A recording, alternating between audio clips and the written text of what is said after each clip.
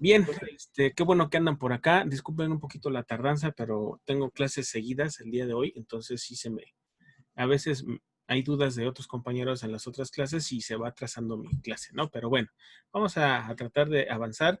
Eh, Quedó una tarea que era para entregarla ayer, por lo que estoy viendo ahorita.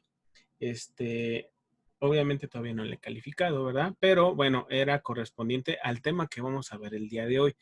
Así vamos a estar trabajando. Voy a dejarles una actividad que tiene que ver con leer un capítulo del libro, hacen la actividad y después ya empezamos a hablar de ese capítulo. Eso les aseguro que les va a ayudar a que entiendan mejor los conceptos que vamos a ir viendo de los 3 primeros capítulos del libro de texto que estamos utilizando, ¿sale? Entonces, voy a compartir con ustedes una presentación. Espero que no tengan problemas con el inglés. Yo sé que ustedes ya llevan un inglés súper avanzado. ¿O me equivoco? No, correcto. Ya llevan el nivel Z1, yo creo, por ahí van, ¿no? Entonces, bien. Estas diapositivas, obviamente, el crédito se los tengo que dar al autor del libro. Es un material que nos facilitan a los instructores de este libro o de esta materia.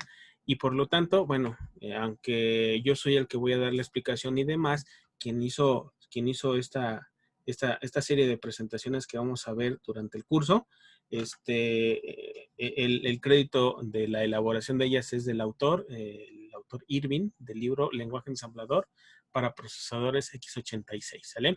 Estamos con lo de la 7ª edición. Obviamente ya vimos la otra vez en la clase anterior que hay ediciones más nuevas, solo que están totalmente en inglés. El que estamos utilizando es la versión, creo que incluso es la 5, pero bueno, los conceptos y los temas son muy, muy similares, ¿sale? Entonces, a lo mejor me voy a saltar algunas cuestiones del lenguaje ensamblador. Aquí, al principio, en el libro, argumenta el por qué es importante trabajar con lenguaje ensamblador y cuál es su aplicación, ¿no? ¿Sí? ¿Alguno de ustedes, a la hora de leer el libro y hacer la tarea correspondiente, encontró alguna aplicación interesante del lenguaje de ensamblador ahora, en la actualidad?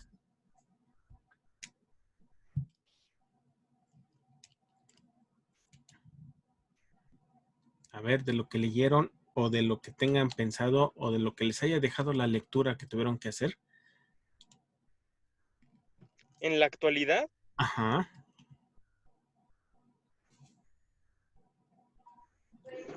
Profe, ¿Sí? yo recuerdo que se usa, bueno, uno de los ejemplos que muestra en el libro es en los videojuegos, para que, bueno, debido a que usan muchos recursos los programas, se hace una optimización de su sistema para que los programas sean más cortos y tengan una mayor fluidez a la hora de usarlo, bueno, de jugarlo. Es correcto. Uno de los principales motivos que en dado caso tendría utilidad el uso del lenguaje ensamblador es optimizar el código de los programas en los juegos, por ejemplo, dado que la carga de trabajo de los sistemas es bastante alto cuando se está trabajando con videojuegos. Optimizar el código con lenguaje ensamblador es una buena idea, obviamente si se van por ese lado, ¿no? Entonces, esa aplicación en la actualidad es bastante, bastante plausible. ¿Alguien más que quiera colaborar, opinar o decir algo? no sé si esté correcto, pero ah, según entendí, como el lenguaje ensamblador que es usado como para el acceso a lo que es como desde la computadora, lo que es el hardware. Ajá. Sí, también esa es una opción. Si sabes lenguaje ensamblador, podrías entrar directamente al hardware. Aquí nada más hay una situación, depende qué tipo de hardware vas a utilizar. Si, por ejemplo, estamos hablando de una computadora, como es el caso de nosotros, el acceso a los dispositivos está restringido por el sistema operativo. Entonces, aunque sí puedo llegar, va a ser mucho más complicado llegar hasta las tripas de la computadora para poder manejarlas, precisamente porque nuestro sistema está montado sobre un sistema operativo, el cual es el que se encarga de gestionar toda esa parte de bajo nivel, ¿sí? De hecho, los sistemas operativos están hechos precisamente para que un usuario pueda interactuar con todo lo que tiene que ver con un sistema de cómputo sin que el usuario tenga que conocer cómo funciona cada parte, ¿no? O sea, cuando encienden una computadora, de forma consciente ustedes no se ponen a pensar, bueno, primero tengo que encender el procesador, luego tengo que activar la memoria, después tengo que descargar el programa. No, ustedes ni cuenta se dan todo lo que pasa internamente, ¿no? Entonces, el sistema operativo es el que hace toda esa parte por nosotros, ¿va? Y el proceso tan rápido que lleva eso, ¿no? Sí, o sea, son procesos, ahorita a estas alturas son procesos, pero rapidísimos. ¿Sale? ¿Alguien más que quiera colaborar o puedo continuar? Pues yo recuerdo que decía, orientado a eso, que se utilizaba como en aplicaciones como de tiempo real, que era como un monitoreo del hardware. Lo que decía ahorita, que para acceder más a fondo a la computadora, yo entendí eso. Es correcto, ¿no? Entonces, si se fijan, lo que tiene que ver con lenguaje ensamblador es con respecto a la velocidad, muchas veces. Esa es la aplicación o el uso que actualmente se le da. ¿Por qué digo actualmente? Porque obviamente ahora, pues, sería casi irrisorio ponerse a programar una base de datos en lenguaje ensamblador. O sea, nadie lo va a hacer, ¿sí? Sin embargo, para otras aplicaciones sí. ¿Por qué? Porque obviamente los lenguajes de alto nivel surgieron precisamente para evitar que quien está programando se tenga que detener en la parte de la implementación del hardware y cómo va a funcionar para que su programa opere, sino que los lenguajes de alto nivel están pensados para la parte de los procedimientos y qué quiero que haga la computadora sin tener que meterme en las profundidades del hardware. Por eso es que crean o nacen los lenguajes de alto nivel. Sin embargo, pudieron ver que en la historia de los lenguajes, y por ahí vieron cuál era la estructura de cada uno de ellos en este capítulo, encontraron que finalmente el lenguaje ensamblador es un lenguaje de bajo nivel. En realidad es un lenguaje de bajo nivel. Pues, bueno, yo considero que sí se podría decir que es de bajo nivel porque mientras que, por ejemplo, el ejemplo que da el libro creo que es en lenguaje C, da una instrucción en una sola línea, requirió de, creo que fueron cuatro líneas o más, de instrucción para que se ejecutara la misma acción. Es correcto, eso sí es cierto, ¿no? El lenguaje ensamblador me permite ocultar muchas cosas, decirle de forma directa, quiero que hagas esto. Y el lenguaje como tal se encarga de hacer esa traducción. Pero a su vez eso es un poco riesgoso. En un momento les explico el por qué. Pero resulta que ya visto desde el punto de vista electrónica digital, el lenguaje ensamblador no es el nivel más bajo de programación que puede haber. El nivel más bajo de programación que puede haber es programar en binario o en hexadecimal, ¿sí? De hecho, surge el lenguaje ensamblador precisamente por la necesidad de no tener que programar con números, porque eso era lo que se tenía que hacer en antaño. El lenguaje ensamblador nace precisamente como un primer lenguaje que fuera amigable para el programador, obviamente con la carga que implicaba tener conocimientos del hardware al cual voy a programar. Ese fue quizás el pecado del lenguaje ensamblador. O sea que sí es cierto, me ayudaba a no programar en números, me daba algo denominados mnemónicos o palabras o frases claves para poder hacer referencia al procesador que quiero hacer un proceso de suma o de movimiento de datos o lo que sea. Pero no le quitó la carga a los programadores de tener que aprender cuáles son las partes del procesador, cómo tengo que entrar o cómo tengo que direccionar las cosas, cuáles son los registros internos, o sea, toda esa parte no se la quitó a quien hace el programa. Por eso es que al principio, bueno, pues sí, fue muy, digamos, agradecido que alguien hubiera hecho esto del lenguaje ensamblador, pero obviamente no estaba diseñado para cualquier persona que no supiera de hardware, ¿sí? Entonces iba de la mano. Era un lenguaje que me facilitaba la programación, pero todavía estaba muy orientado a personas muy técnicas que tuvieran que saber de la arquitectura de computadoras, ¿no? ¿Qué pasó, Eduardo? ¿Algo me ibas a comentar? Ay, Eduardo. De hecho, bueno, si bien entendí en la lectura, dice que el lenguaje ensamblador es, si se puede decir, como similar al lenguaje nativo, al lenguaje máquina, pero es un poco más como eficiente, eficaz.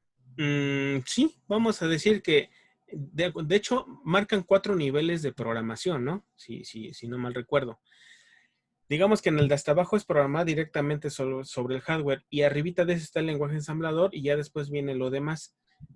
Yo diría que el lenguaje ensamblador es un lenguaje de nivel medio. No lo quiero catalogar como el más bajo, insisto, por la situación de la electrónica digital, pero tampoco lo puedo poner como el nivel más alto. ¿Por qué? Pues porque obviamente los lenguajes etiquetados como de alto nivel ocultan toda esa implementación de muchas cosas en una sola línea, ¿no? Entonces, precisamente eso es el detalle del lenguaje ensamblador. Y la pregunta inicial con la que partimos este día es, ¿todavía se usa el lenguaje ensamblador? Sí. A lo mejor no es muy requerido porque obviamente los lenguajes de alto nivel ya nos quitan mucha carga de trabajo y nos enfocamos a lo que yo quiero que haga una base de datos, un programa, un videojuego, no sé, alguna otra cosa, pero eso es desde el punto de vista sistemas de cómputo o una computadora como la que ustedes están acostumbrados a utilizar, ¿no? Pero si nos vamos a la parte de la electrónica digital en dispositivos que se programan, por ejemplo, microcontroladores, pues ahí todavía tiene un gran uso el lenguaje ensamblador, que aunque hay adaptaciones del lenguaje C para esos microcontroladores que también se tienen que programar, pues bueno, ahora sí que lo más apropiado para los microcontroladores y optimizar el código precisamente es el uso del lenguaje ensamblador, ¿sí? Entonces, por eso es importante conocer en general cómo opera algún lenguaje ensamblador, cuál es la forma de pensamiento a lo cual le llamamos paradigma de programación, conocer el paradigma de programación correspondiente y poder, bueno, finalmente aprender cuál es la sintaxis de este nuevo lenguaje. Como cualquier otro lenguaje, tenemos que aprender sus reglas sintácticas, ¿no? Es algo así como aprender idiomas. Ustedes, voy a decir que saben español. Todos hablamos en español, algunos mejor que otros, pero pues si alguien quiere aprender inglés, tiene que aprender las reglas sintácticas del otro lenguaje. No se olvida del lenguaje español, pero cuando está en inglés, tiene que aprender a pensar en inglés, ¿no? De hecho, eso se los han dicho sus maestros, yo creo que de inglés, ¿no? Que para poder aprender inglés, piensen en inglés, no piensen en español. Algo similar pasa si quieren aprender francés, si quisieran aprender italiano. Cada lenguaje como tal tiene sus propias reglas sintácticas, ¿sí? Y hay que seguirlas. Sin olvidar a lo mejor algunos otros idiomas, que incluso entre idiomas o lenguajes, pues hay similitudes. Por ejemplo, el italiano posiblemente se parece mucho al español, o el portugués, hay muchas palabras que las podemos encontrar en español. El español de España no es exactamente igual que el español mexicano por algunas palabras o significados de algunas cosas. Sin embargo, entre todos los lenguajes siempre vamos a encontrar algunas similitudes. Sin embargo, cada lenguaje debe tener sus propias reglas sintácticas. Por lo tanto, aquí en una materia nueva en la cual vamos a aprender un nuevo lenguaje de programación, pues no que nos olvidemos de los lenguajes que ustedes ya conocen, sino que en algún momento van a haber similitudes, pero deben tener la mente abierta para entender de que la forma en cómo se hacen las cosas en un lenguaje o en otro pueden cambiar bastante, pueden ser bastante radicales, sobre todo si hablamos del lenguaje ensamblador, ¿sale? Bien, entonces, esta parte yo creo que era lo que decía nuestro compañero Eduardo, porque dice que no quiere que le diga Carlos. Eduardo, ¿cómo traducimos las cosas, ¿no? Para entender cómo son los niveles de programación. Para empezar, tendríamos, aquí habla que en inglés, ¿no? Despliega la suma de A A veces, o A más B, no, ¿cómo se traduciría ahí? Sería A veces B más C. Sería una multiplicación, ¿no? De A multiplicado por B más C. Fíjense, lo de arriba, lo que estamos viendo en la primera línea, correspondería al lenguaje humano, toda esta parte, ¿sí?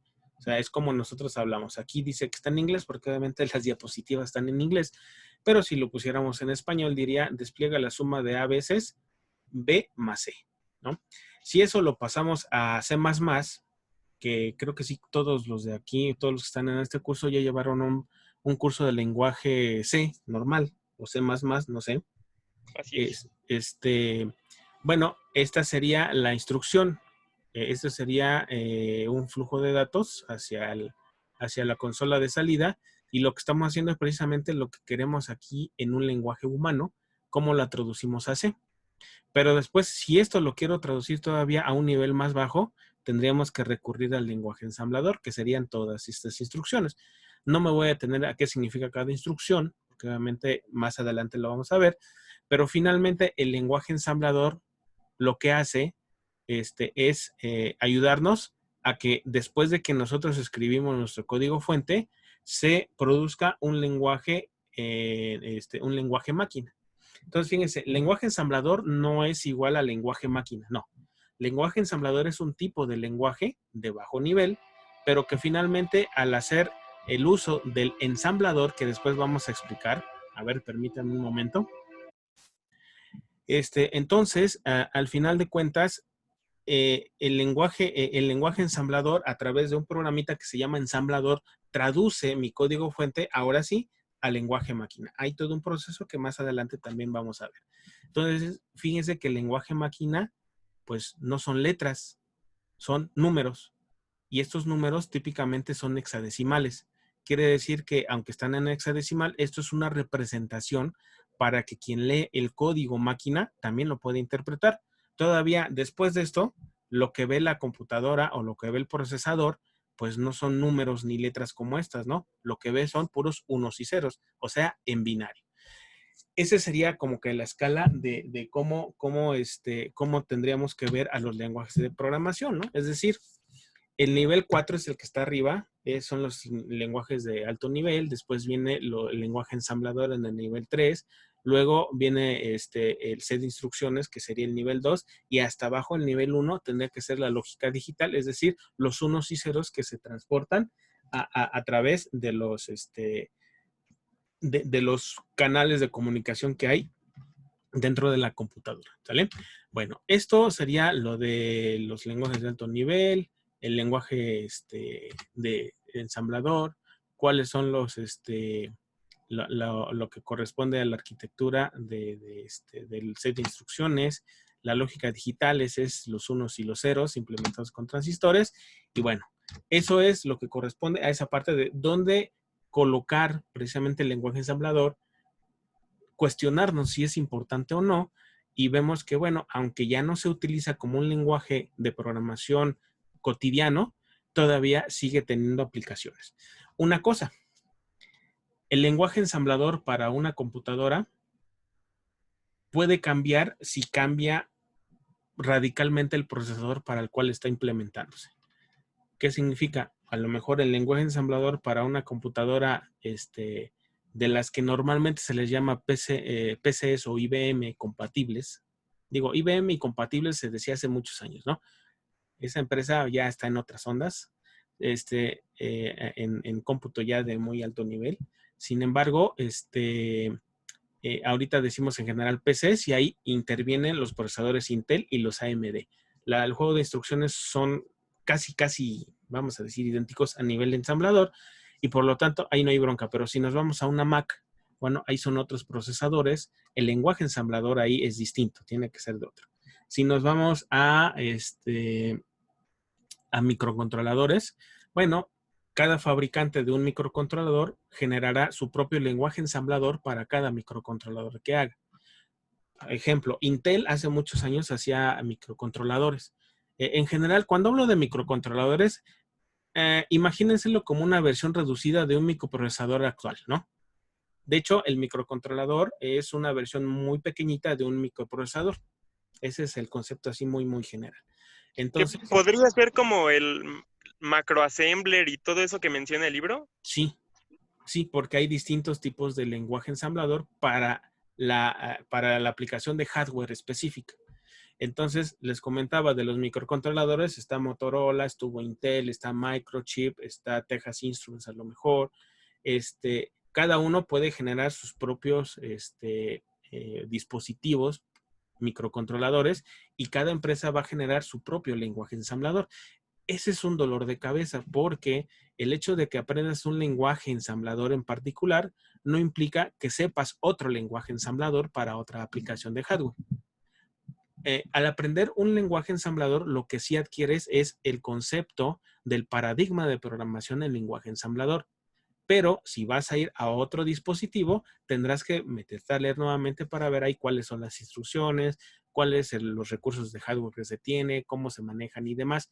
Entonces, esa sería un poquito la complicación, ¿no? De decir, bueno, ¿para qué aprendo un lenguaje si de todas maneras no voy a aprender en general? No, vas a aprender el lenguaje, pero desde el punto de vista paradigma. Ahora, cada dispositivo tendrá su propio lenguaje ensamblador. No sucede así con las computadoras, las PCs, todo lo que corra con Windows, vamos a llamarlo así, pues al final de cuentas tienen una compatibilidad bastante grande, AMD con Intel, ¿sí? Aunque por ahí digan que la implementación interna y que las cosas que tienen dentro del procesador son distintas, finalmente son bastante compatibles desde el punto de vista de programación, ¿sale? Pero si nos vamos a otras plataformas, entonces hay que tener cuidado porque seguramente no todas las plataformas utilizan el mismo lenguaje ensamblador en caso de que lo vayamos a utilizar, ¿sale? Entonces, eso también es muy importante que quede bien cimentado en sus conceptos, ¿vale?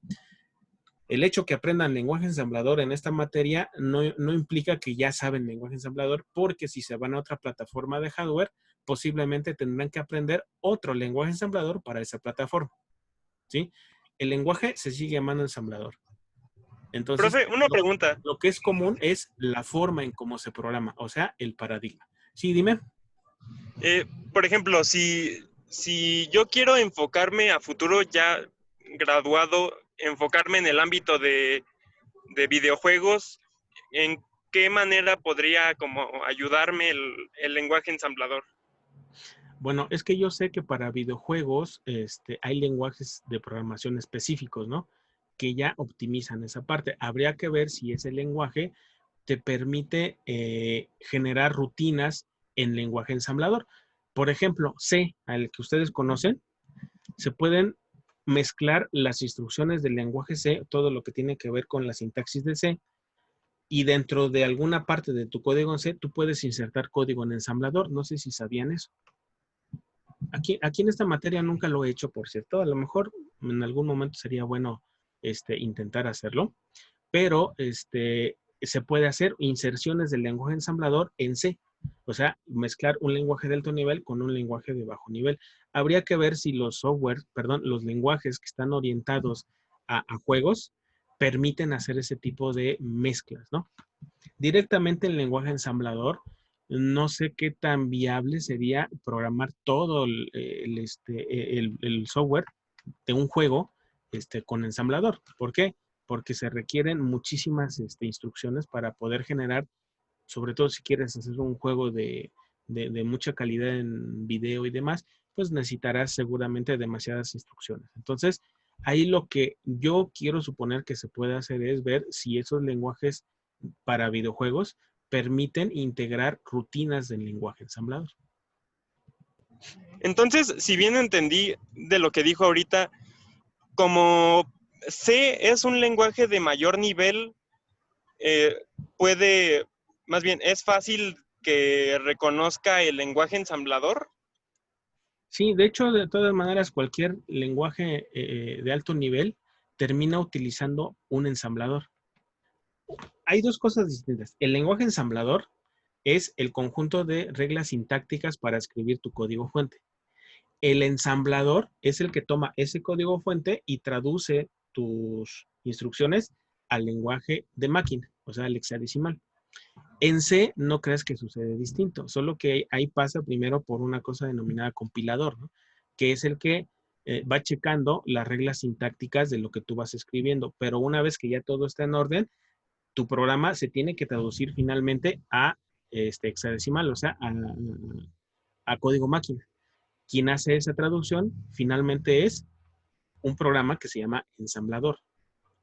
Por eso es que en la materia vamos a utilizar Visual Studio con C++. ¿Por qué?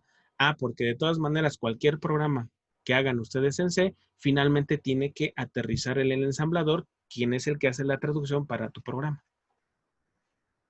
Entendido. ¿Sí? Gracias. Órale. Bien, entonces aquí estábamos viendo en esta diapositiva algo muy importante dentro de los, del entorno de la programación en general, ¿no? Cómo representamos los datos, ¿sí? Y entonces sabemos que en asuntos de cómputo, al nivel más bajo que podemos encontrar, la representación se hace mediante números binarios, ¿no? Y se pueden hacer operaciones aritméticas con esos números binarios, suma, resta, multiplicación, división, ¿no? Y de esto todavía habría que ver que hay tamaños de los enteros o cómo los almacenamos. Y también resulta que con los números binarios podríamos hacer la representación de números negativos y de almacenamiento de caracteres. Eso es lo que se ve en esta serie de diapositivas que vamos a ver ahorita. Y ustedes creo que ya saben esta parte, ¿no? Los dígitos en el sistema binario, pues es 1 y 0, ¿sí? Que bueno, también se representa como que un 1 es igual a verdadero, 0 es igual a falso. Si nos fuéramos a lógica digital, 1 es que hay voltaje, 5 volts o 3.3 volts, según el sistema de componentes que se utilice. Y el 0, pues es 0 volts o no hay energía. En algunos otros sistemas, no es, el 1 no significa que hay voltaje y 0 que no hay voltaje. Puede ser un voltaje específico marcado en 1 y otro voltaje específico para marcado en 0. Al final de cuentas, lo binario significa un valor u otro, solamente dos valores. Y cuando ustedes generan un número, es muy importante este detalle porque les va a ayudar a interpretar luego la forma en cómo son implementadas las instrucciones en lenguaje ensamblador. Por ejemplo, tenemos un número así, una sucesión de unos y ceros, las que estas sean. Cuando queremos enumerar la posición de cada uno de los dígitos, empezamos a enumerar de derecha a izquierda y empezamos con el 0 y terminamos en este caso con el 15. Es decir, ese es el dígito 0, el dígito 1, el dígito 2 y así nos la llevamos hasta llegar al dígito 15. El dígito que está más a la derecha es denominado LSB, o sea, el bit menos significativo. Y el bit que se encuentra más a la izquierda se denomina bit más significativo. Esto es muy importante al momento después de que vayan ustedes a interpretar alguna instrucción en términos de sus unos y ceros que corresponden, ¿sí? Es decir, el número, no sé, la instrucción de suma, ustedes la van a conocer en el lenguaje ensamblador como una instrucción add, ADD, add, de suma, en inglés. Pero el ensamblador cuando haga la traducción de ese, lo va a traducir a su respectivo código 1 y 0 que corresponde a esa instrucción. ¿Para qué? Para que cuando el microprocesador encuentre ese número binario y lo interprete como que tiene que hacer una suma. Y después vienen los operandos, que también no es más que una sucesión de unos y ceros, ¿sí? Entonces, es muy importante en algún momento entender cómo se acomodan los datos, cómo se les nombra a cada uno de ellos dependiendo de la posición. Siempre, siempre, cualquier bit o cualquier dígito que esté hacia la izquierda va a ser más significativo que algún dígito que esté a la derecha. ¿Sí? ¿Sí se entiende eso? Sí, profe. ¿Sí? Sí, profe, sí se entiende. Bien, entonces esto también venía en el libro, no sé si lo vieron o le habían entendido al respecto. Entonces eso es lo que significa LSB, MSB, cualquier número, así sea de 4 bits, de 5 bits, de 8 bits, de 32 bits, los bits que sean, cada bit es un dígito, ¿sale? Entonces, el que está siempre a la derecha va a ser menos significativo que a la izquierda. ¿Por qué más significativo o menos significativo? Porque resulta que conforme vamos aumentando de dígitos a la izquierda, podemos representar números más grandes. Esa sería una de las cuestiones. Otro, el hecho de que yo un dígito que está más a la izquierda lo mueva de 1 a 0 o viceversa, sí impacta demasiado en el número total representado por esa serie de unos y ceros. ¿Sí?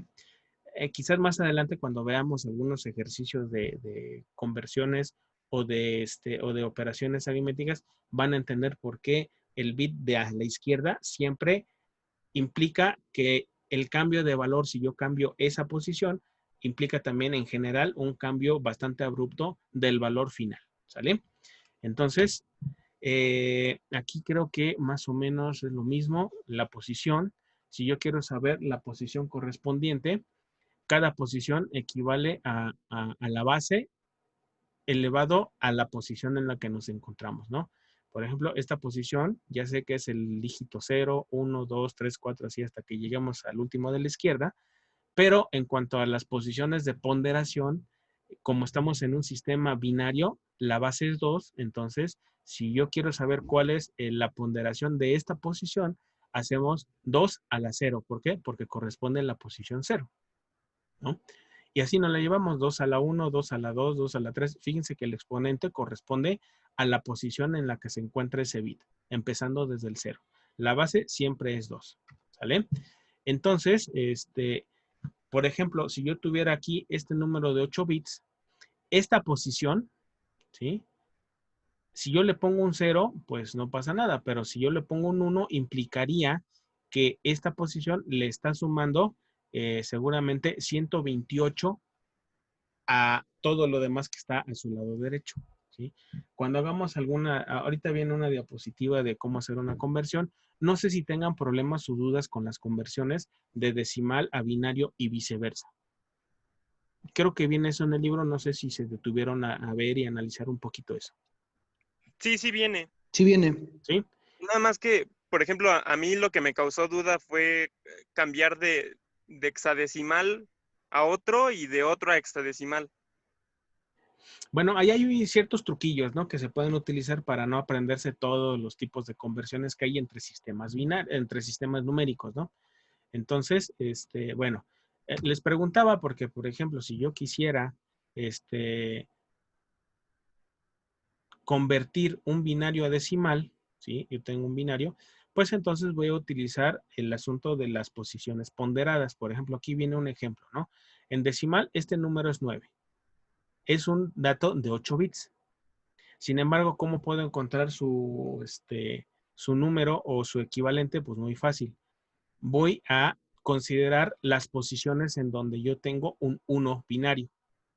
Entonces, por ejemplo, voy a hacer la multiplicación de 1 por 2 a la 0. Es decir, voy sumando las ponderaciones de cada una de las posiciones de los dígitos que tengo en el número binario. Si notan, este primer número está en la posición 0. Si avanzamos, esta sería la posición 1, la posición 2, la posición 3 y aquí encontramos otro 1. Entonces voy a determinar cuál es la ponderación de esa posición cuando se encuentra en 1. Y entonces eso sería 1 por 2 a la 3. ¿Sale? Acuérdense, esto es la ponderación. Y el 1, pues es el valor numérico de 1. ¿Por qué no se hace con los ceros? Pues porque cualquier valor 0 por la ponderación correspondiente me va a dar un 0. Por eso solamente utilizamos donde encontremos un 1. Hacemos las multiplicaciones correspondientes y después vamos sumando los productos. ¿Sale? Así es como se haría la conversión correspondiente. ¿Sale? Ahora, si hacemos lo propio, pero ahora para de decimal a binario, bueno, ahora hacemos lo contrario. En vez de ir multiplicando por 2 a la n, el número decimal lo vamos dividiendo entre 2. Y nos vamos quedando con los coeficientes. De hecho, aquí está el método bastante claro, ¿no? Si queremos encontrar el número 37 decimal y convertirlo a su respectivo binario, pues van a ir dividiendo de 2 en 2. Primero el número original, que es el 37, y después los residuos que van quedando, ¿no? No, perdón, sí. Van dividiendo los coeficientes resultantes, perdón, ahí me estoy equivocando. Sí, los cocientes. van dividiendo la división o el coeficiente correspondiente y van quedando residuos, ¿no?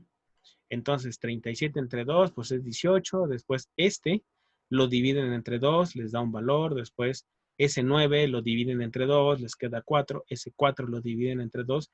Y así hasta que ya no puedan hacer la división correspondiente. ¿Por qué? Pues porque ya no pueden hacer 1 entre 2 en este caso. Queda el residuo correspondiente y entonces observen que el primer número que tenemos aquí de la primera división, ¿sí?, corresponde a el bit menos significativo. Es decir, el primer 1 que encontramos es el número que va a ir más a la izquierda. Y el último número es el que va a ir, no, aquí ya me equivoqué, el que va más a la derecha. Y el último número del último residuo es el que va a ir hasta la izquierda. ¿Sale? Y entonces, así es como se hace la conversión de decimal a binario. ¿Sí? ¿Entendido? ¿Anotado? ¿Sí se Sí, entendió? profe. Sí, profe. Eso está bien. Esta parte Entonces, si el cociente de la división es exacto, es un 0, y si no es exacto, es un 1. es correcto. Ajá. Ok. ¿Vale? Bien. Ahora, por ahí también venía el asunto de la suma. A lo mejor no me meto demasiado ahorita porque tendríamos que ver también las otras operaciones, cómo se hacen. Quizás lo rescatable de aquí es que para las sumas binarias hay una tablita, vamos a llamarlo así: 0 más 0, 0, 0 más 1, 1, 1 más 0, 0 y 1 más 1. No puedo poner 2, ¿verdad? ¿Por qué? Pues porque no puedo expresar en binario el número 2 como tal. Entonces, 1 más 1 es 0 y Es 10. llevamos 1, ¿no? Acarreamos 1. Y entonces eso es lo que sucede con el binario. Pero bueno, eso yo creo que más adelante vamos a retomar esta parte, porque lo vamos a utilizar en la conversión de números decimales negativos a su respectivo número, perdón, a su equivalente binario negativo también, ¿sale? Entonces, esto nada más queda así como que lo rescatable aquí es que 1 más 1 no es 2, es 0 y llevamos 1. Y así vamos a ir haciendo las operaciones correspondientes. No sé si en el libro, no me he fijado si vienen algunos ejemplitos de esto, pero no es difícil hacer las sumas, ¿vale? Bien, ahora, algo que sí es importante y que vamos a encontrar a lo largo de todos los libros, sobre todo de programación, y lo que implica algo que a lo mejor en los lenguajes de alto nivel pasa desapercibido para nosotros. ¿Cuáles son los tamaños de almacenamiento de los números enteros? ¿Sí? Y bueno, si ya sabemos que el bit es un dígito binario, que puede ser un 1 o un 0, el conjunto de 8 bits, ¿cómo se le llama? Un byte. Sería un byte, ¿verdad? Y el conjunto de 4 bits,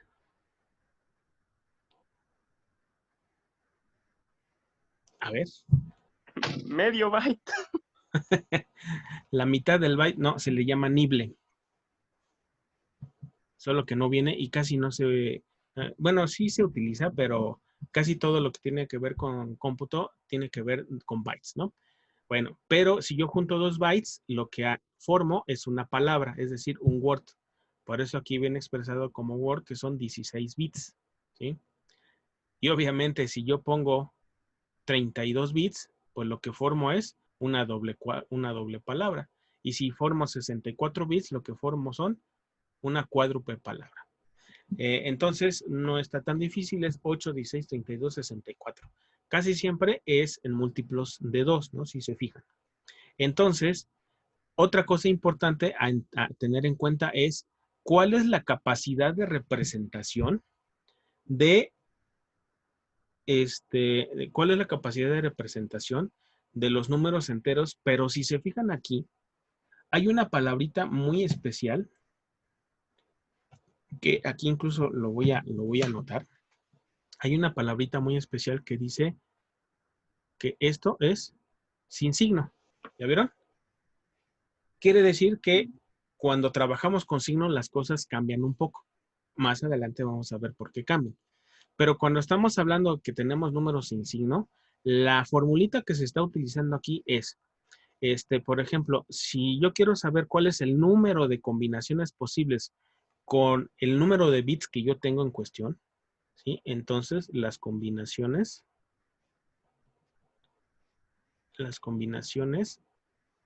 se calculan de acuerdo a esta ecuación, 2 a la n, donde n es el número de bits, ¿sí? El número de bits que yo puedo representar. Aquí como estamos de 8, 16, 32, 64, es el que ponen en la tablita. Pero si yo tuviera 5 bits, por ejemplo, ¿cuántas combinaciones puedo tener? Con 5 bits, podríamos poner que es 2 a la 5, ¿no? ¿Y eso cuánto da? ¿Alguien que quiera decirme? 2 a la 5, ¿cuánto da? 32. Entonces podríamos tener 32 combinaciones. Ahora, esas combinaciones van desde el 0 hasta de todos ceros a todos unos. Lo que implicaría poder conocer de dónde a dónde podemos contar con una cantidad específica de bits. Entonces, la operación sería 0 hasta 2 a la n menos 1, que de hecho es lo que ustedes están viendo aquí, ¿no? En esta parte. Esto es capacidad de conteo, vamos a decirle así. O capacidad de cuenta. Profe, Hey, por ejemplo, lo que mencionaba del que dice un byte sin signo, es, por ejemplo, lo que pasa en lenguaje C o en Java, creo que también es, que a partir, por ejemplo, del menos 276 al 276 se utiliza como variable entero y después, si pasa estos números, es un double, ¿no? ajá, sí tiene que ver con eso. La capacidad de representación numérica, que aquí lo estoy llamando yo como capacidad de cuenta. Si sigo el ejemplo de los 5 bits, entonces, ¿cuánto podría contar aquí? Sería 0, ¿hasta dónde? Hasta 2 a la 5 menos 1. Pero como ya aquí vimos que 2 a la 5 es 32, pues 2 a la 5 menos 1 van a ser 31. Quiere decir que yo puedo contar desde 0 hasta 31. Si yo necesito contar el número 32 o representar el 32 en binario, no lo puedo hacer con 5 bits, lo tengo que hacer con 6 bits. Eso es importante que lo tengan en cuenta. Entonces, una cosa es el número de combinaciones que puedo tener y otra cosa es la capacidad de cuenta o la capacidad de representación numérica. Aquí en corto, nada más nos están diciendo que un byte sin signo puede contar de 0 a 255. Si yo quiero representar el número 256, ya no lo puedo hacer en un byte. Me tengo que ir al siguiente, que sería un word. Bueno, y aquí sí estamos hablando que va de 8 a 16. ¿Por qué? Porque yo no puedo organizar los datos en lenguaje ensamblador y creo que en ningún otro, lenguaje de programación, no puedo hacer representaciones a mi conveniencia. Es decir, que yo le diga, no quiero que representes este número, pero solamente en 5 bits. No, no puedo. O es 8, o es 16, o es 32, o es 64, ¿sí? Entonces, aquí en esta situación, si yo quiero representar un 256 o poner un número, no sé, 300, no puedo usar un byte. ¿Por qué? Porque el byte solamente puede representar del 0 al 255. En el caso de la palabra, puede expresar hasta 65.535. La doble palabra, vamos a decir que puede representar hasta, a ver, kilo, mega, giga, hasta 4.2 gigas en cuanto a número. Y bueno, el otro numerote, la verdad, a ver, alguien que lo lea, el de la palabra cuádruple. Está medio cañón para pronunciarlo, ¿no? Se supone que son billones, ¿no? A ver, aquí sería kilos, megas, gigas, teras. Después de tera, Beta. peta, son 18.446 petas, ¿no? Pero ya es un montoncísimo. Entonces, digo, para que entiendan cuál es la capacidad de representación conforme vamos aumentando de bits, ¿vale? Entonces, ¿queda claro este asunto de cómo representamos? Sí, profe, sí queda ¿Sí? claro. Bueno, Claro. cuando lleguemos a los números con signo, vamos a encontrar que la capacidad de representación se parte casi a la mitad, pero ya llegaremos a esa parte y entender cómo tenemos que hacer esas conversiones, ¿vale?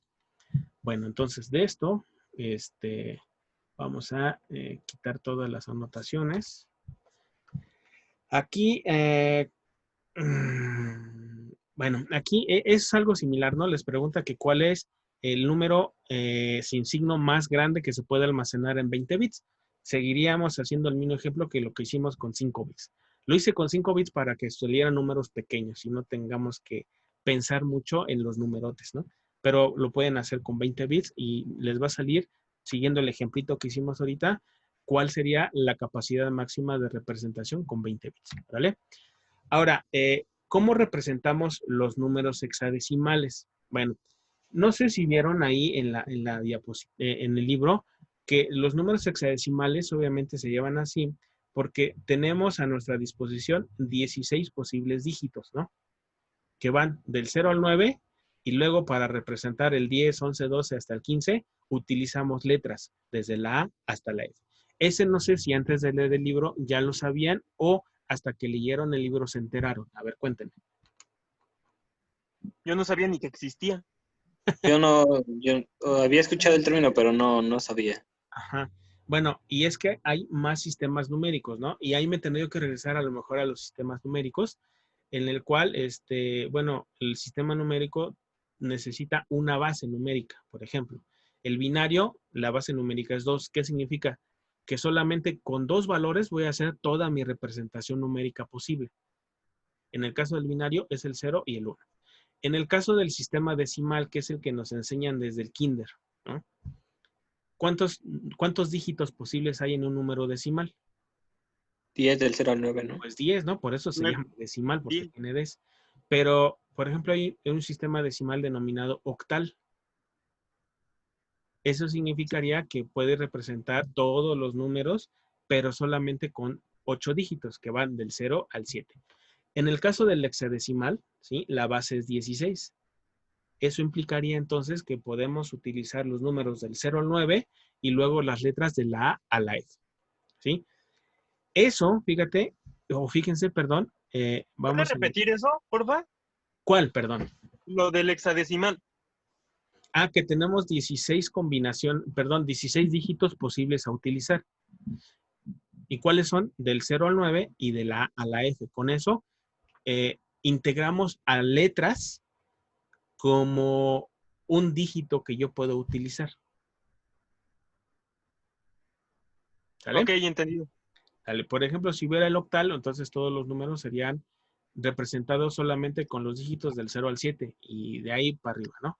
Pero podemos generar cualquier sistema numérico en la base numérica que a mí me interese. Solo que los que más se utilizan son el binario, el decimal, el octal y el hexadecimal, ¿sí? Y habría que ver las aplicaciones de cada uno de ellos, ¿no? El hexadecimal se utiliza mucho para hacer más cortitas las representaciones binarias. Para eso es una de las cosas que yo he encontrado del por qué el hexadecimal es muy popular, ¿sí? Un número así pequeño, por ejemplo, si yo quiero representar no sé,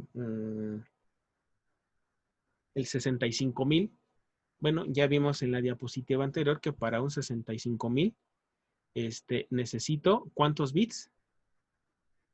Necesito 16 bits, o sea, ya es una tira bastante grande, ¿no? Pero vamos a ver que si yo quiero transformar de hexadecimal a binario y viceversa, para empezar es muy sencillo, la representación es muy corta. Fíjense, aquí les dice, o dice esta diapositiva, que si ustedes quieren traducir de binario a hexadecimal o viceversa, porque también es al contrario, lo que tienen que ir haciendo es que su número binario lo van a ir dividiendo de 4 en 4, así como está aquí. De hecho, en la tablita que está ahí a la parte inferior, así lo van juntando de 4 en 4. ¿Ya vieron? O sea, este número lo van partiendo de 4 en 4. Y ya que hacen esa partición, pues simplemente hacen su equivalencia en el hexadecimal correspondiente. Del 0 al 9 no hay problema, ¿no? ¿Por qué?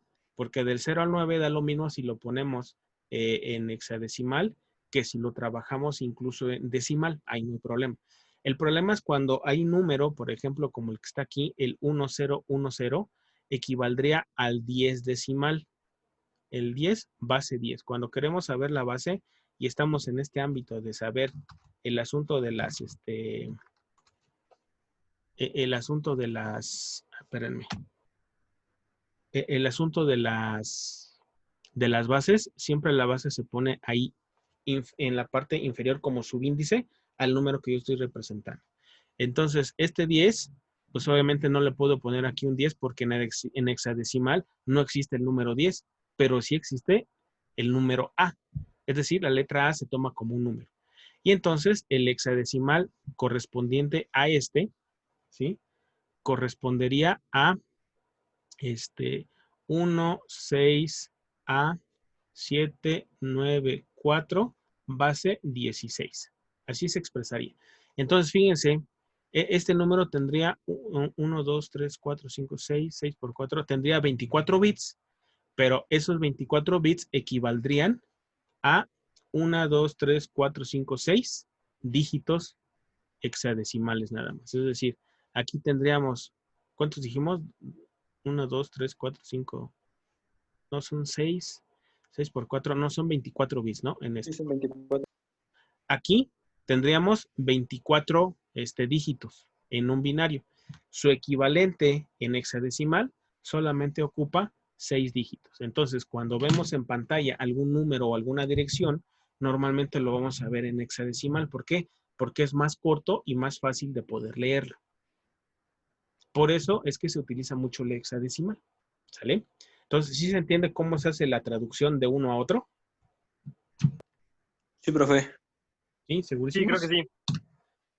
Y es reversible el asunto. Es decir, si yo tengo un hexadecimal, lo puedo convertir a binario. ¿Cómo? Pues cada uno de sus dígitos hexadecimales lo traduzco directamente a su equivalente binario. Y ya, después junto todo el número y ya tengo mi número binario correspondiente. ¿Sí? A ver, nada más déjenme ver por acá. Sí, creo que sí, así es más fácil, porque en la siguiente diapositiva viene otra cosa. Pero por ejemplo, si ustedes tuvieran el número 373 en base 16, ¿cómo lo traducimos? Ah, bueno, el 3 es 0011. Tiene que ser 4 bits por cada dígito hexadecimal. Ese sería el 3, ¿no? El primero.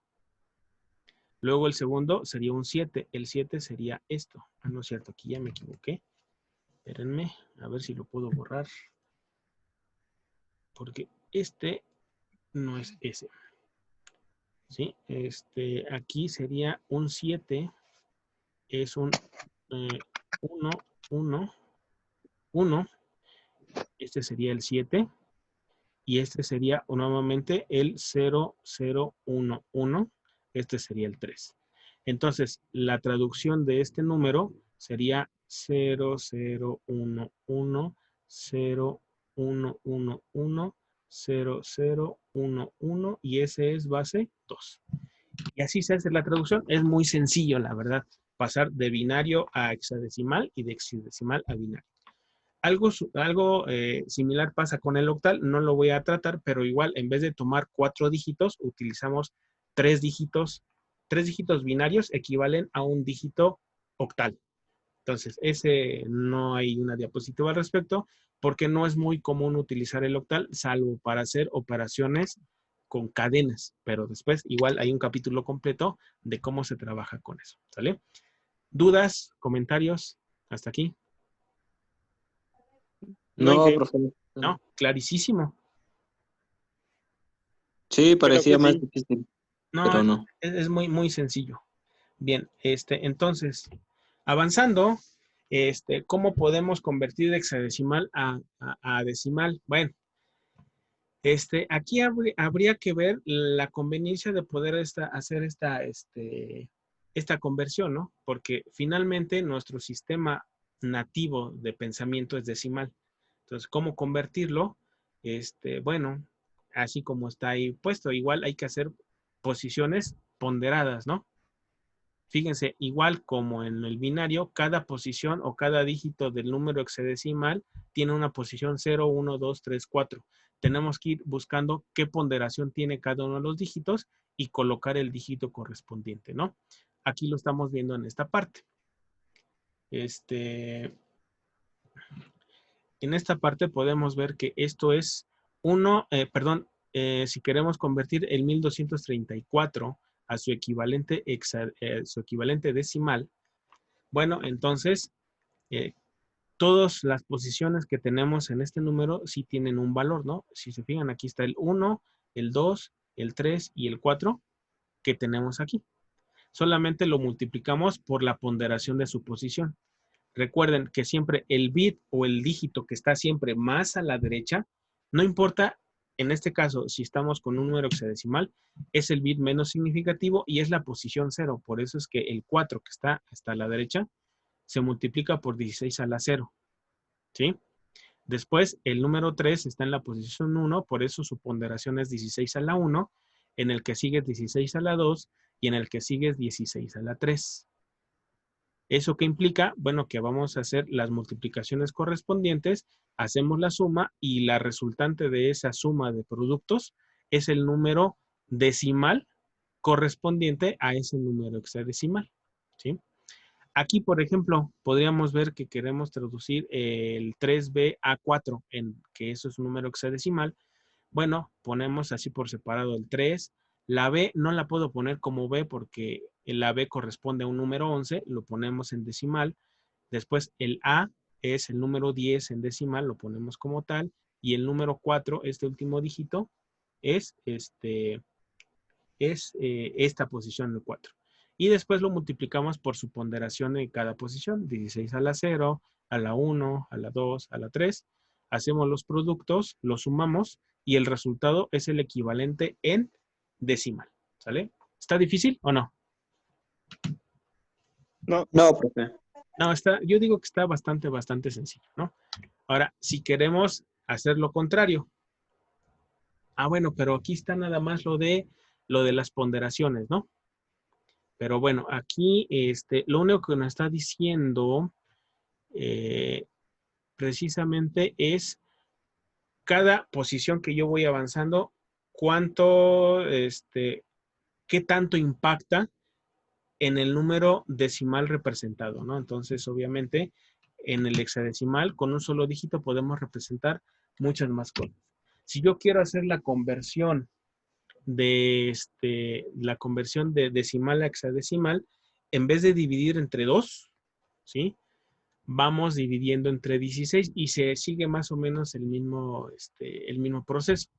Voy haciendo la división, tengo un cociente, tengo un residuo, ese cociente lo vuelvo a dividir, me da un residuo, después hasta que ya no pueda hacer una división, ahí le detengo. Y es como sale aquí, ¿no? La primera división me da el dígito menos significativo, que es el que está a la derecha, y el que está más a la izquierda sería el bit más significativo o la posición más significativa. ¿Sale? Obvio, ya a estas alturas es bueno saber cómo se hacen las conversiones, pero al final de cuentas, pues ya tenemos calculadoras que nos permiten ir cambiando entre distintas bases. En Windows hay una calculadora que, bueno, de inicio viene en un modo estándar, pero no sé si se han fijado que tiene un modo de programador. ¿Lo han visto o no lo han visto? No. ¿No han visto eso? A ver, si quieren, voy a detener tantito esta compartición. Y, a ver, ahí sí no sé cómo vaya a aparecer en pantalla, ¿eh? A ver, déjenme ver, aquí está. Les comparto la calculadora. No sé cómo se vaya a ver en pantalla, la verdad. Pero, por ejemplo, aquí estoy en el modo estándar. Si yo le doy clic aquí en los puntitos o las rayitas, me puedo ir al modo programador. Cierto. ¿Sí? Y entonces, por ejemplo, Por default está en decimal. Si yo quiero poner un número hexadecimal, ahí le hago un clic donde dice hex, dex, oc y bin, que son los 4 sistemas numéricos más utilizados.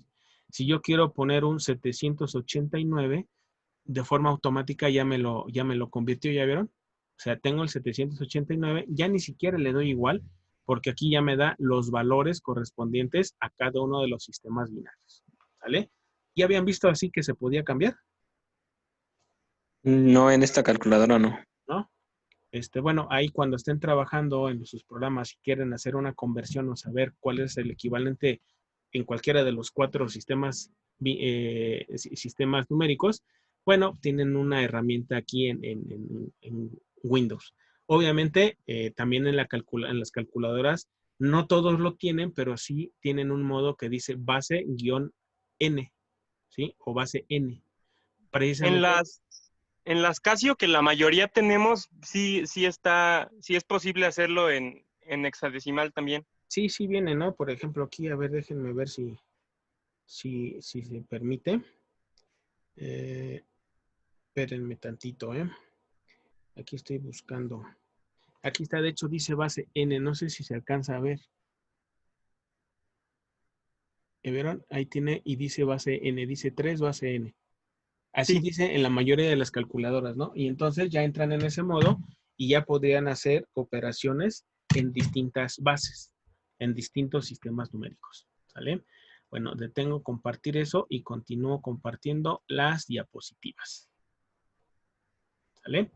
Bien, entonces, viene una diapositiva en la cual hay una suma hexadecimal. Obviamente no me voy a ahondar mucho en esto porque al final de cuentas la suma hexadecimal no es tan común, ¿sí? Entonces, solamente como dato general que se pueden hacer sumas.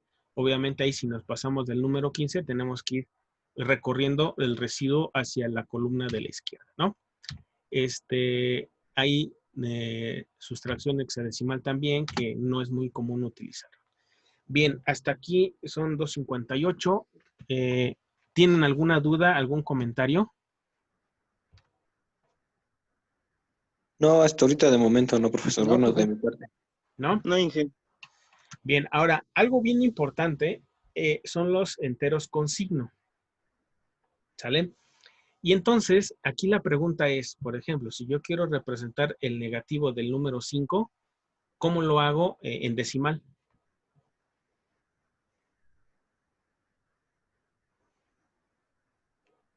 ¿Me puede repetir la pregunta? Si yo quiero representar el número 5 negativo, ¿cómo le hago en decimal? Cuando escribimos nosotros en nuestros cuadernos. Pues solo se le agrega el signo, ¿no? Pues Menos. solamente se le agrega el signo, pero así estamos acostumbrados. Pero resulta que para las computadoras solamente existen 2 posibles valores que ya se entienden. ¿Cuáles son? El 0 y el 1. Ahí yo no puedo ponerle un más, un menos, no, nada. Ellos entienden 0 y 1, nada más. ¿Cómo le hago? Y entonces aquí viene una situación que se le llama códigos numéricos en vez de sistemas numéricos. Es decir, los sistemas numéricos tienen una base y se utilizan para la representación de cantidades. Cuando hablamos de códigos numéricos, hablamos que cualquier sistema numérico me sirva para representar a lo mejor cosas que no precisamente son números. Tal es el caso como el código ASCII, lo conocen, ¿no? El código ASCII finalmente son números que representan caracteres. Aquí con esto de los enteros con signo, no quiero decir que no es un código, porque desde mi punto de vista sí es un código, porque es una representación que todo mundo asume para poder representar los números con signo en binario, ¿sí? Y de hecho, se pueden representar el punto decimal también en binario. Eso lo pueden encontrar en un libro de, creo que se llama Arquitectura de Computadoras, del autor Morris Mano, y ahí les dice cómo pueden representar números con punto, pero en binario. También está interesante esa parte. Pero bueno, no nos vamos a ir hasta allá. Nos vamos a ir nada más en el asunto de los números enteros con signo. Una forma Digo, no es que ahí podamos deducir de forma inmediata cuál es el número representado, pero uno de los signos o una de las cosas que podemos distinguir cuando tenemos un número positivo o un número negativo, tiene que ver con el bit más significativo, o sea, el que está más a la izquierda. Eso siempre y cuando sepamos que el contexto en el cual estamos trabajando es el trabajo de números con signo, ¿sí? Si no sabemos, podemos asumir que siempre estamos trabajando sin signo. Pero si en el contexto del trabajo ya nos dicen, no, pues es que los números que estamos utilizando son con signo, bueno, entonces deben poner atención en lo siguiente. Un número negativo, su bit más significativo, es decir, el que está más a la izquierda, es un número 1, siempre. Un número positivo, su bit más significativo, es decir, el que está más a la izquierda, siempre es un 0. Pero no significa que basta con que ustedes le pongan un 1 o un 0 en el bit significativo para convertir un número a su respectivo negativo. No, hay una metodología y una forma de hacerse. Antes de avanzar, ¿han escuchado acerca del complemento a 2 de un número? Creo que no. ¿No? ¿O alguien sabe cómo representar números negativos pero en binario? No, pues solo lo leí en el libro, pero tampoco le entendí mucho. Ajá. No, tampoco. No. O sea, lo leyeron, pues no le entendieron. Sí. Bien. Sí, es que viene hasta como en procedimiento, pero no lo entendí muy bien. A ver, sí, ya entendí cuál es su problema. Pero a ver, vamos a ver si podemos desenmarañar esto y con esto voy a concluir la sesión del día de hoy con los números con signo. ¿Órale? Bien. Lo que se hace es utilizar el complemento a 2. ¿Qué es el complemento a 2? Es un algoritmo para poder llegar a un número negativo, ¿sí? De un número positivo. Y al revés, si yo tengo el número negativo y le aplico el complemento a 2, obtengo su negativo, que en este caso sería el correspondiente positivo. ¿Sí se entiende? Es decir, siempre que yo quiero saber el negativo del número que yo tengo, basta con que le aplique este algoritmo que es el complemento a 2. ¿Sí? Entonces, aquí está, creo yo, relativamente sencillo. Por ejemplo, el paso 1 tiene su dato inicial, el número 1, por ejemplo. Aquí estamos representando el número 1. ¿Va? Si yo quiero empezar a hacer todo el procedimiento, lo primero es que hago algo denominado complemento a 1. ¿Qué cosa es el complemento a 1? Pues fácil, invierto todos los bits del número original. Aquí lo están viendo, ¿no? El 1 se vuelve 0 y todos los demás ceros se convierten en 1. ¿Ya? Ese es el complemento a 1. El complemento a 2 se obtiene cuando al complemento al 1 le sumamos un 1. ¿Sí? ¿Sí o sí? Sí. Va. Creo que sí. Entonces, ya vimos que invertimos todos los bits del número que yo quiero, que yo estoy procesando, y después a esa inversión le sumo un 1. Y a la hora de hacer la suma, pues hagamos la suma, ¿no? 1 más 0, pues ya sabemos que da 1. Este es el resultado. Después, todos los demás terminan siendo 0 más 1, 0 más 1, 0 más 1, y por eso todos terminan siendo unos. ¿Esto qué quiere decir? Quiere decir que este número, este que está aquí, el equivalente en decimal, pues sería el 1. Pero el menos 1 se representa como todos unos. ¿Cómo la ven? ¿Fácil o difícil? Fácil. Está sencillo, ¿no? El Fácil. chiste es entender Sí. el concepto, que es lo que implica. Si yo quisiera traducir este número en hexadecimal, por ejemplo, recuerden que vamos tomando de 4 en 4. Aquí tenemos 4 y aquí tenemos los otros 4. Esto sería equivalente a 0, 1 en hexadecimal, es decir, en base 16. Pero si queremos saber cuál es el menos 1, fíjense que si tomo estos 4 y luego estos 4, el equivalente de esto sería FF en base 16. ¿Sale? Voy a hacer un experimento, fíjense, para que vean qué es lo que sucede. Aquí nada más tenemos dos Fs y después vamos a llegar a una conclusión. Voy a dejar de compartir nuevamente esto. Voy a compartir nuevamente la supercalculadora. Fíjense qué va a suceder. Si yo pongo un menos 1. Pero aquí no me dejó, miren. A ver, espérenme. Ah, no, es que debe ser con este, perdón. Tiene que ser con menos, pero dejen borro todo. Menos 1. Pero no me deja ponerlo, miren. No sé aquí en la calculadora. Otra vez, dele. Ahí está. Ahí está. Menos 1. Fíjense que el menos 1 pues sí está aquí, ¿no? En binario ya vieron que son un montoncísimo de unos. ¿Por qué son tantos unos? Después vemos. Y al final de cuentas el hexadecimal de menos 1, a pesar de que nosotros allá en la diapositiva solamente nos salían 2 Fs, aquí nos salen un montoncísimo de Fs también. Ténganlo en mente, al final vamos a recapitular esta parte del por qué da así ese resultado, ¿no? Entonces, continuamos acá, ¿vale?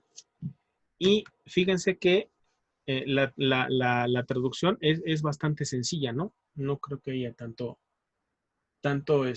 problema, ¿vale? Me voy a ir a un documento de Word para que hagamos unos ejercicios, para que entiendan todo este proceso de los números binarios y los negativos. Fíjense, voy a utilizar solamente 4 dígitos para que no se haga muy grande esta tabla. Es más, no saben qué, mejor con 3 dígitos para que no haya tanto problema. Fíjense, voy a insertar aquí de volada una tabla que tenga 1, 2, 6, 7, 8. Vamos a ponerle 8. Y bueno, aquí simplemente lo voy a colocar para que vean qué es lo que resulta de un número normal, por ejemplo. El 1 binario, el 2, el 3, el 4, el 5, el 6, el 7. ¿Están de acuerdo que con 3 dígitos solamente puedo contar, dijimos hace un momento, de 0 hasta 2 a la n-1? Ahorita hacemos las operaciones por acá. Déjenme quitar esta fila nada más. Y si quiero saber su equivalente binario, pues este sería 0, 0, 0. ¿Están de acuerdo? Su equivalente de no es cierto, aquí estoy mal, ¿va? Aquí sería 1 y me faltó el 0. ¿Por qué nadie me dice que me falta el 0? Es que no se ve. ¿A poco no? ¿No lo he compartido? No, todavía no, profe. No. Una disculpa. En nombre de todos los profesores del mundo. Ahí está. Ahí está. Ahora sí ya se ve, ¿verdad? 1, 0, 0, 1, 1. ¿Ahora sí se ve o no se ve? Sí, sí se ve. Sí, profe, ahora sí se ve. 1, 1, 0 y luego tenemos el 1, 1, 1. Ahí está. Y eso, recuerden que si lo vemos desde el punto de vista sin signo, dijimos que la capacidad de representación, a ver, déjenme aquí, ahora me pongo por este lado. La capacidad de representación de esto, si no mal recuerdo, pero déjenme utilizar es desde 0 hasta ¿qué valor? 2 a la n menos 1. Suponiendo que estoy sin signo. Entonces, si yo tengo esa situación, yo puedo contar desde 0 hasta, ¿cuánto da 2 a la n?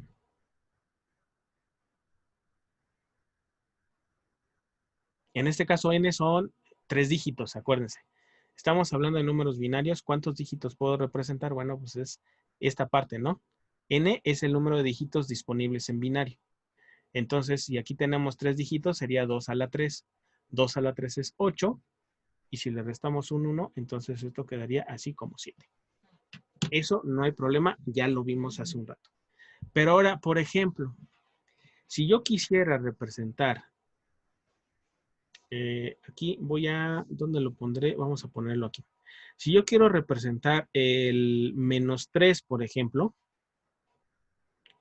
¿cómo le tendría que hacer para saber cuál es el correspondiente número binario en negativo? Vamos a seguir el procedimiento, ¿sí? Ya vimos que el número 3 positivo es este, ¿verdad? Ese es el 3 positivo, ¿están de acuerdo? Estamos partiendo de esto. ¿Vamos bien? Así es. Sí. Va. Ese es el primer paso. Este es el original. El original. Como siguiente paso lo tengo que invertir, ¿verdad? Que sería la inversión de ese número. Invertir. Entonces quiere decir que eso sería 1, 0, 0. ¿Están de acuerdo? Sí. Después, ya Sí, que lo profe. invertimos, le sumamos 1. Sumar 1. Ahí, ¿se le suma solo uno o se le suma el valor inicial? No, se le suma un 1 nada más. Sería 1, 0 más 1. Y entonces, ¿cuánto sería 1 más 0? 1. 1. Aquí, de todas maneras, si ustedes le quisieran completar, pues le completan con ceros, porque no se vea tan vacío. O si les causa conflicto que esté vacío algo, pues lo rellenan con ceros a la izquierda, ponen 0 y aquí le ponen un 1. ¿Por qué? Porque 0 más 1, pues es 1. Quiere decir que el menos 3 base 10 es igual al 1, 0, 1 base 2. Y ahí está. Ya hicimos la conversión del menos. Más bien ya supimos cuál es el número menos 3 en binario. Características. El 3 positivo, la posición más significativa, el que está más a la izquierda es 0. Cuando estamos en negativo, la posición más significativa es 1. ¿Sí se entendió o no?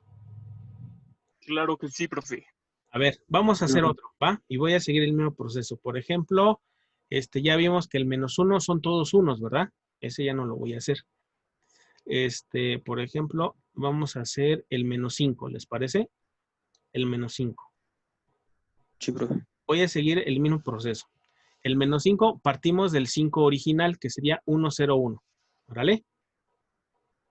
1, 0, 1.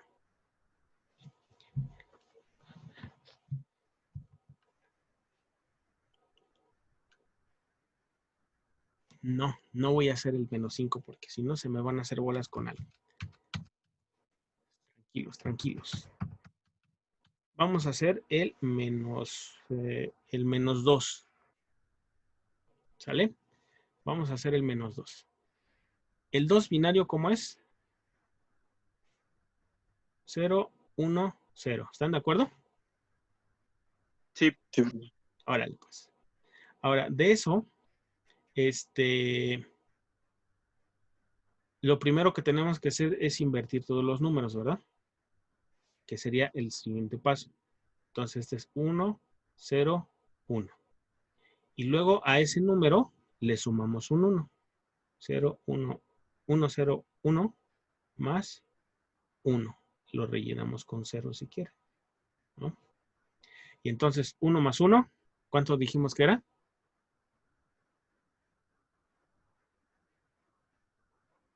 No podemos poner 2 porque en binario no hay 2. Entonces, 0 y se arrastra 1. 0 y llevamos 1. Y entonces, de todas maneras, aquí sería 1, 0, 1 más 0, pues 1 más 0, seguimos teniendo aquí un 1. Y en esta posición tendríamos un 1 porque 1 más 0 es 1. Quiere decir que el número menos 2 es, ¿cuál dijimos?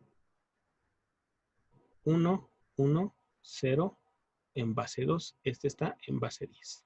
¿Sale? Y este sería el siguiente número. ¿Cómo ven? ¿Está complicado o no? No.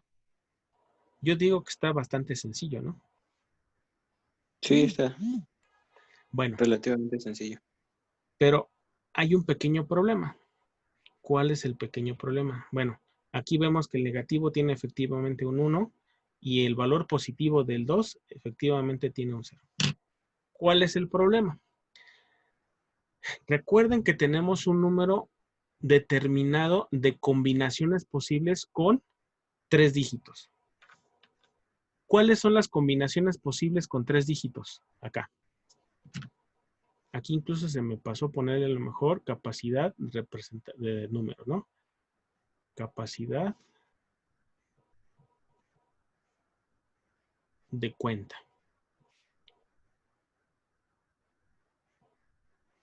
Pero el número de combinaciones, ¿cuál es?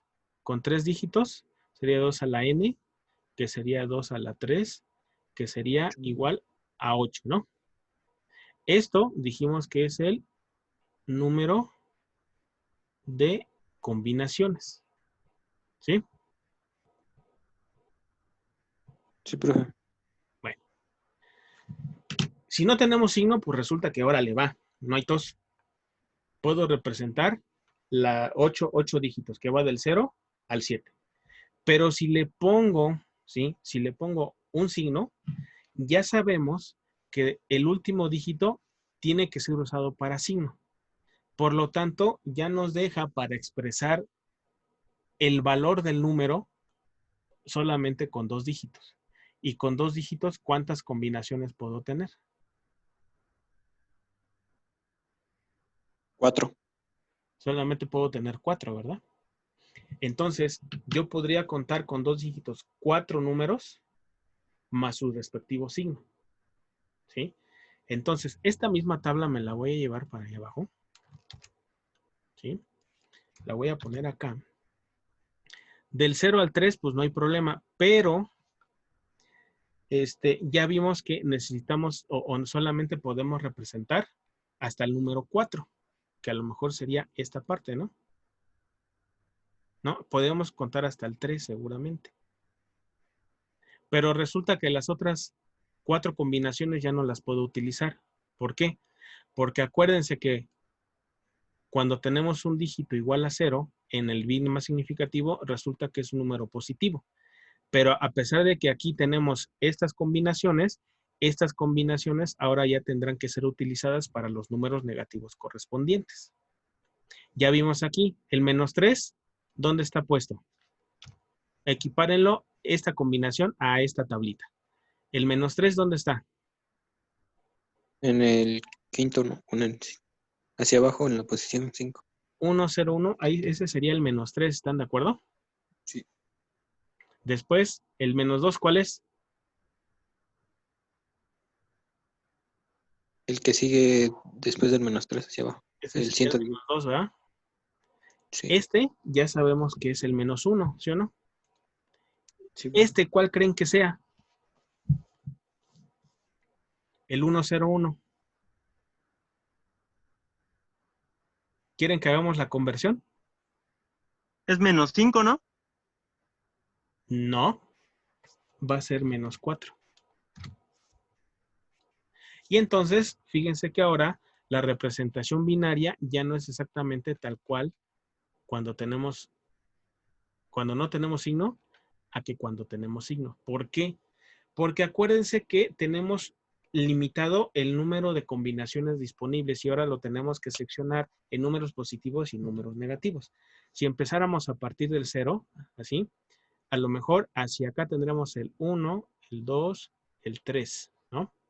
Pero hacia abajo tendríamos el -1, -2, -3, -4. Eso solamente con 4 dígitos. ¿Por qué? Porque con 4 dígitos tenemos 8 combinaciones posibles. 4 las voy a poner hacia el positivo. Resulta que el 0 cuenta dentro de las combinaciones positivas. No porque haya un 0 positivo o un 0 negativo, sino porque el 0 se acomoda dentro de esas combinaciones que van junto con las partes positivas. Y las otras 4 combinaciones las utilizamos para los números negativos, pero no es básicamente con que pongamos un 1 en el bit más significativo, sino que tenemos que hacer ese algoritmo del complemento 2 para encontrar el negativo del número correspondiente. ¿Se entiende? Entonces, fíjense, aquí en esta parte, aquí tenemos 4 combinaciones y aquí tenemos 4 combinaciones para formar las 8 combinaciones que yo puedo utilizar con 3 dígitos. ¿Vale? Entonces, ¿cómo calculamos los números negativos que yo puedo representar con n bits? Ah, bueno, la forma es desde menos 2 a la n menos 1, así, hasta, o sea, ¿hasta qué número puedo contar en el lado positivo? Hasta 2 a la n menos 1 menos 1. Vamos a comprobarlo. Aquí tenemos 3 dígitos, ¿no? Si yo hago menos 2 a la 3 menos 1 hasta, aquí sería 2 a la 3 menos 1 menos 1. Aquí sería 2 a la 3 menos 1, sería 3 menos 1, 2. 2 a la 2 es 4, quiere decir que puedo contar desde 4 hasta 2 a la 2 y es igual 4 menos el 1 que tenemos acá, sería hasta 3. Y esta es la capacidad de representación de números positivos y negativos con 3 bits. ¿Se entendió o no? Sí, profe. Sí, sí. Ujú. ¿Segurísimos? Sí, profe. Por eso es que, por ejemplo, en los lenguajes de alto nivel, cuando utilizan números enteros, pues ya se sabe que es de menos 30 y tantos mil hasta 30 y tantos mil. Pero si a ese número entero ustedes le agregan el modificador unsigned, ¿sí? A ver, permítanme, por aquí alguien me mandó un mensaje. ¿Quién me mandó un mensajito?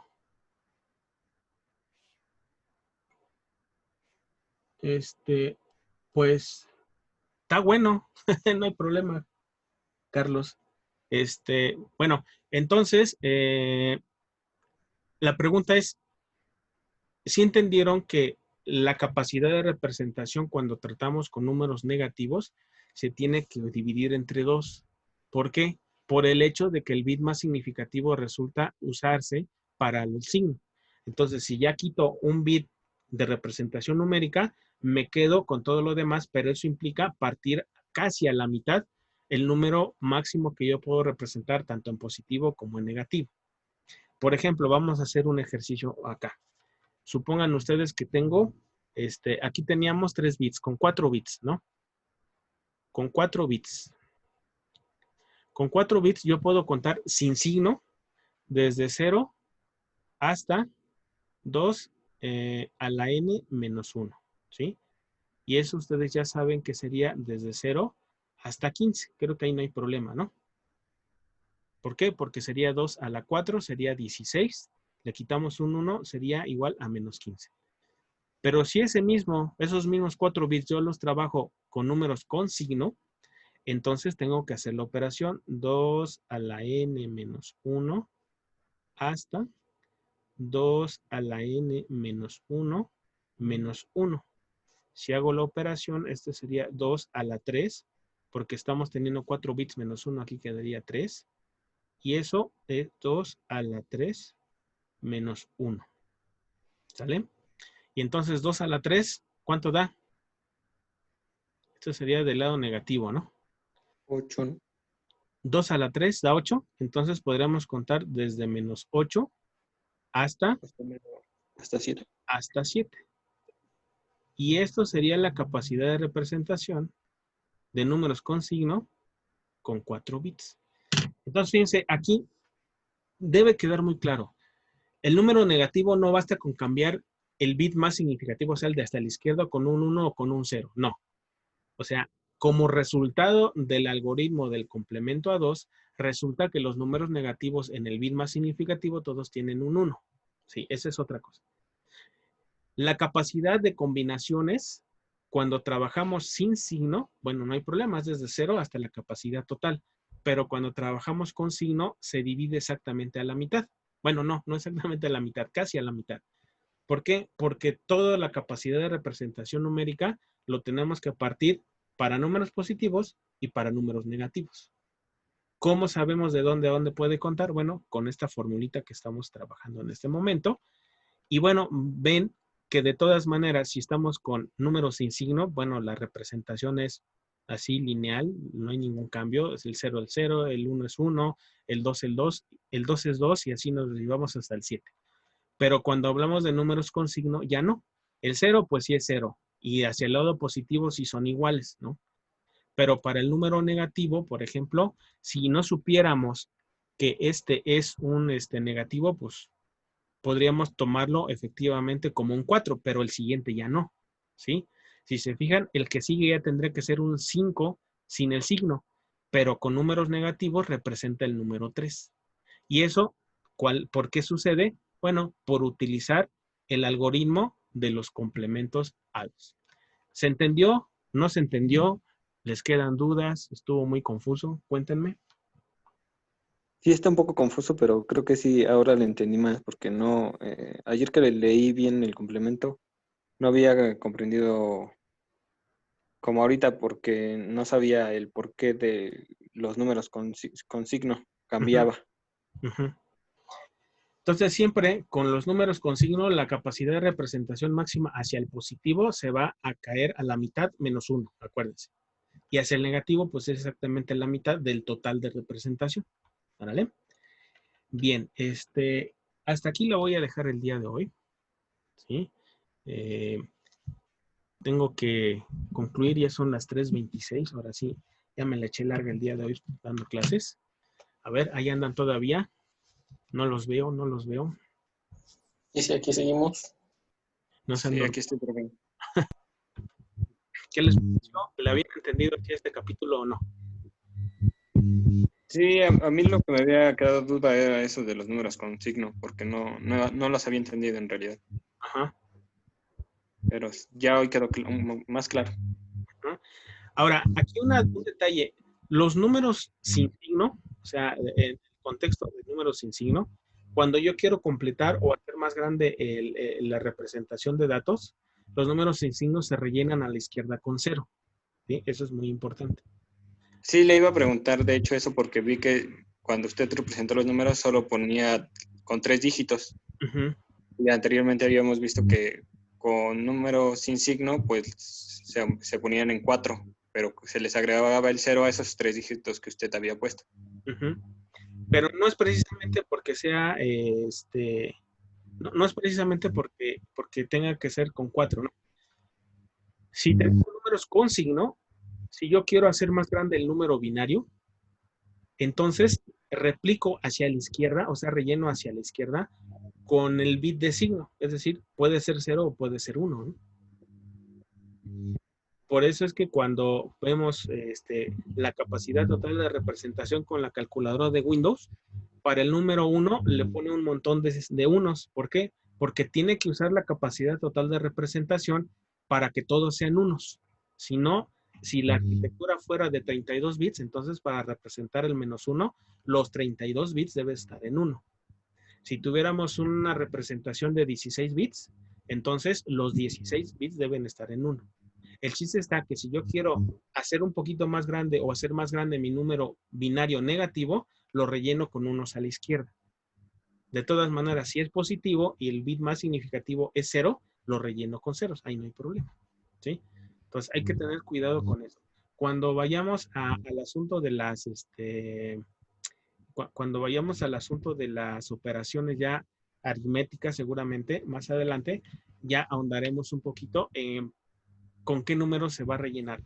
De hecho, hay instrucciones que ya lo hacen por uno, no hace falta que yo lo esté pensando.